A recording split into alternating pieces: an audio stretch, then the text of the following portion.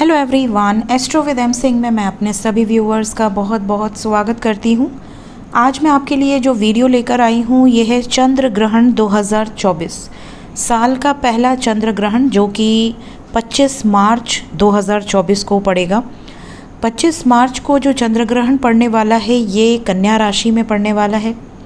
सुबह 10:23 से लेकर दोपहर में 3:02 तक ये चंद्र ग्रहण रहेगा।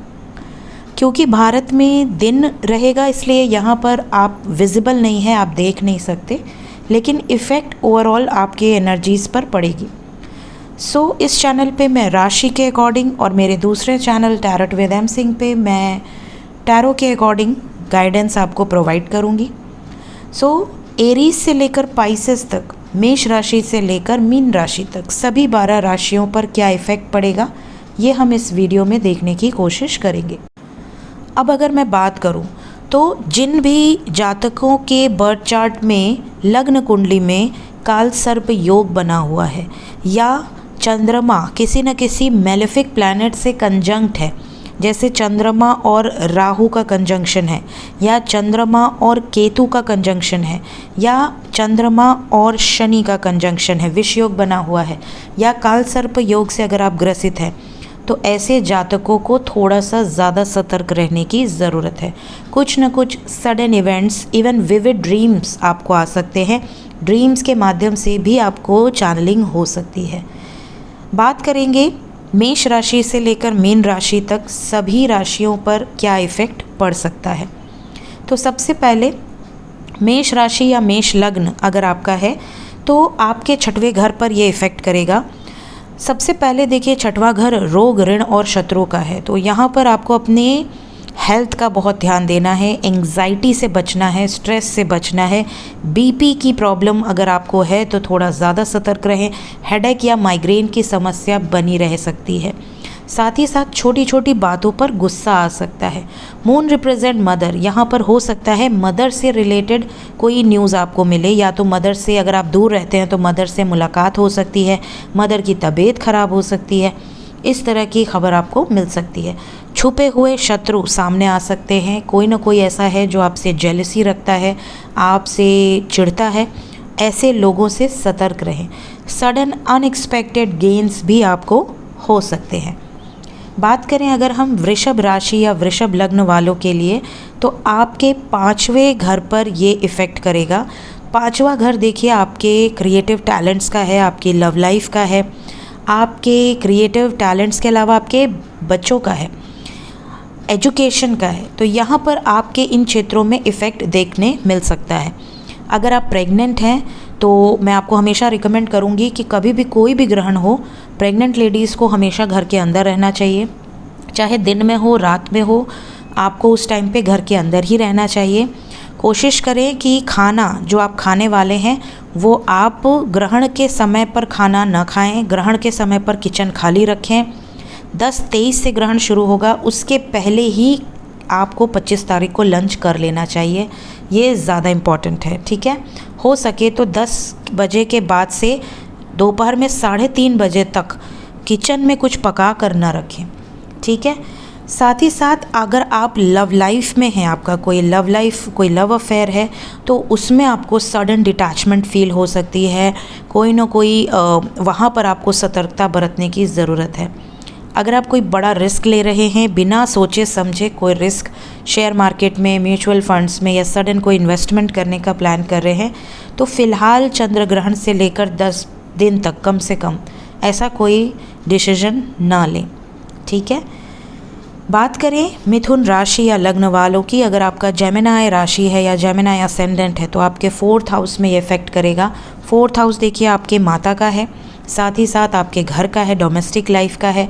सबसे पहले तो मैं कहूँगी कि आपके माता की हेल्थ का आपको ध्यान रखना है।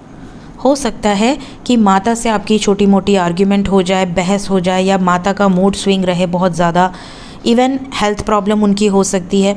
साथ ही साथ आप अगर कोई प्रॉपर्टी, कोई इन्वेस्टमेंट करने की सोच रहे हैं, कोई गाड़ी लेने की सोच रहे हैं, तो फ़िलहाल ग्रहण के आसपास इन चीज़ों से बचिए। कोई बड़ा इन्वेस्टमेंट करने से आपको बचने की ज़रूरत है। बात करें कर्क राशि वालों की या कर्क लग्न अगर आपका है तो आपका तीसरा हाउस इफ़ेक्ट होगा।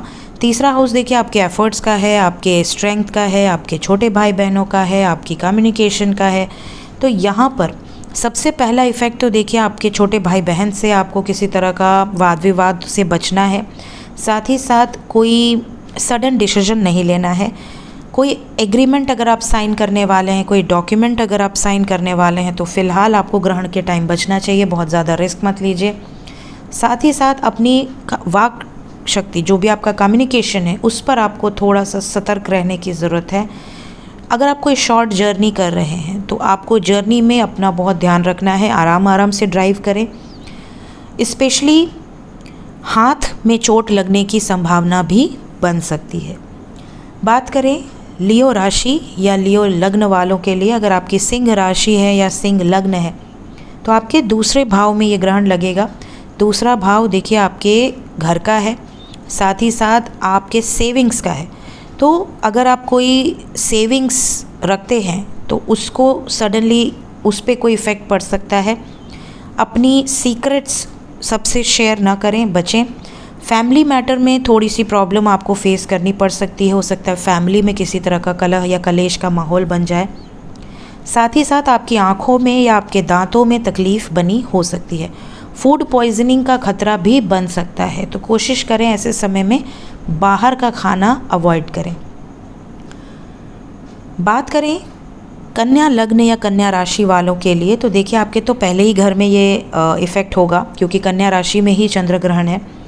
तो सबसे पहले तो आपका मेंटल हेल्थ थोड़ा सा डिस्टर्ब हो सकता है, स्ट्रेस बहुत ज़्यादा हो सकता है, हेल्थ प्रॉब्लम आपको कहीं ना कहीं फेस करनी पड़ सकती है, चिड़चिड़ाहट बनी हो सकती है, बहुत ज़्यादा आलस भी आपको आ सकता है, किसी तरह का फॉल्स ब्लेम आप पर लग सकता है।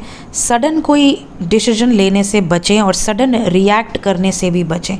कुछ भी होता है तो सोच समझ कर रिएक्ट करें, रिस्पॉन्ड करें, सडन रिएक्ट ना करें। बात करें तुला लग्न या तुला राशि वालों के लिए, तो आपके 12वें घर में ये इफ़ेक्ट करेगा। 12वां घर देखिए आपको एक तरह से मैं बता दूं लॉसेस का है। तो यहाँ पर हो सकता है जाने अनजाने कोई गलती आपसे हो जाए जिसका ब्लेम आप पर लग जाए। ट्रैवल में कोई अनहोनी होने के चांसेस हो सकते हैं।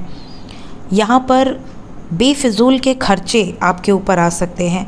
हॉस्पिटलाइजेशन का खर्चा भी हो सकता है, मेडिकल एक्सपेंसेस हो सकते हैं। तो थोड़ा सा आपको ऐसी सिचुएशन में सतर्क रहने की ज़रूरत है। बात करें स्कॉर्पियो राशि या स्कॉर्पियो लग्न वालों के लिए, आपके 11वें भाव में ये ग्रहण योग बन रहा है। तो यहाँ पर 11वां भाव आपके देखिए नेटवर्क सर्कल का है, फ्रेंड सर्कल का है, आपके गेन्स का है। आप अगर कोई एक्सपेक्ट करके बैठे हैं कि ये काम में मुझे इतना प्रॉफिट होगा, हो सकता है वहाँ पर इफ़ेक्ट कर जाए, प्रॉफिट की जगह लॉस हो जाए, या फिर किसी तरह का अनएक्सपेक्टेड चेंज आपको देखने मिले।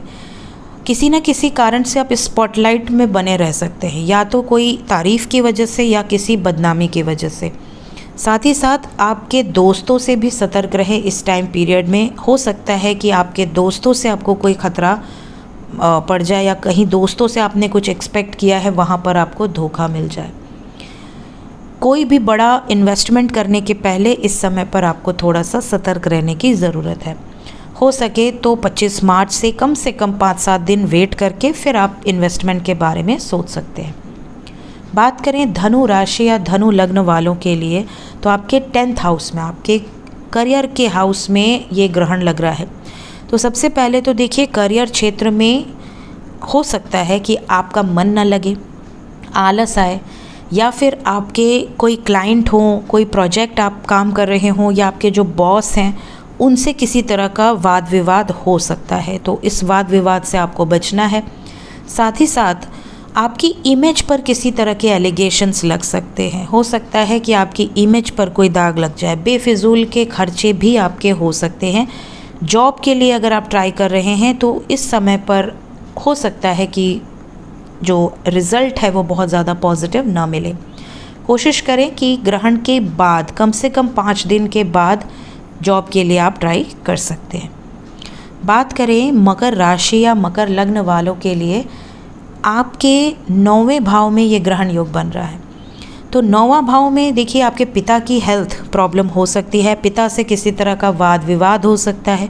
आपकी लाइफ में कुछ अच्छे एडवाइज़र्स हैं जिनसे आप डिटैच हो सकते हैं, उनसे आपकी कोई मिसकम्युनिकेशन हो सकती है, गुरु से आपका वाद विवाद हो सकता है।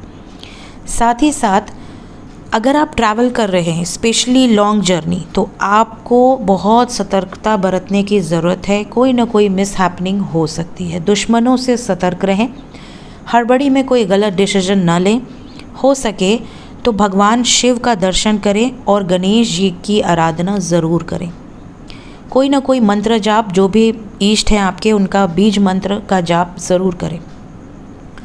बात करें कुंभ राशि या कुंभ लग्न वालों के लिए, तो आपके लिए सबसे डेंजरस हो सकता है, बिकॉज़ ये आपके 8वें भाव में ग्रहण लग रहा है। 8वां भाव देखिए आयु भाव है, तो यहाँ पर अपनी हेल्थ पर आप बहुत ध्यान दें। बीपी, कोलेस्ट्रॉल की प्रॉब्लम अगर आपको है तो थोड़ा वॉक करें और स्ट्रेस बहुत ज़्यादा ना लें। ग्रहण के आसपास आपको बेफिजूल का टेंशन हो सकता है। साथ ही साथ 8वां भाव इन लॉज़ का भी है, तो अगर आप इन लॉज से दूर हैं तो इन लॉज आपसे मिलने आ सकते हैं, या फिर इन लॉज से किसी तरह की आर्ग्यूमेंट हो सकती है, आपको आर्ग्यूमेंट से बचना है। साथ ही साथ 8वां भाव, आप किसी तरह के रिसर्च ओरिएंटेड वर्क में अगर जुड़े हुए हैं तो आपको यहाँ पर कोई सफलता मिल सकती है। किसी तरह के इन्फेक्शन से बचना है आपको। हो सकता है ये मॉस्किटो से इन्फेक्शन हो जाए, डॉग से कोई इन्फेक्शन हो जाए, स्नेक बाइट हो जाए, कोई ना कोई जहरीली जानवरों से इस समय पर आपको बचना है। बात करें मीन राशि या मीन लग्न वालों के लिए, तो आपके 7वें भाव में ये ग्रहण लग रहा है। 7वां भाव देखिए और लोगों की एनर्जी, अदर पीपल्स हाउस है। साथ ही साथ आपके मैरिज, आपके स्पाउस का हाउस है। यहाँ पर सबसे पहली गाइडेंस तो आप अगर मैरिड हैं तो आपकी मैरिड लाइफ में डिस्टर्बेंस क्रिएट हो सकती है।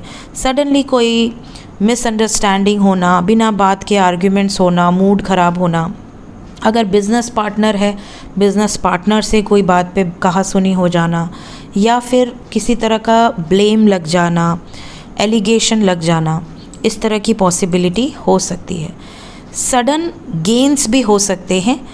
अगर सडन गेन्स होते हैं तो बहुत अच्छी बात है, बट मैंने यहाँ पर जो भी बताया है वो वार्निंग्स बताई हैं ताकि आप सतर्क रहें, अवेयर रहें। सो ये थी गाइस मेरी एक छोटी सी वीडियो चंद्र ग्रहण पर। राशि और लग्न के अकॉर्डिंग आपका जो भी चंद्र राशि है या जो भी लग्न है उसके अकॉर्डिंग आप देख सकते हैं। अगर आपकी चंद्र राशि मेष है और आपका लगन तुला है तो आप उसके हिसाब से भी देख सकते हैं। ठीक है, वीडियो अगर आपके लिए हेल्पफुल रही हो कमेंट सेक्शन में ज़रूर बताइएगा। Thank you so much.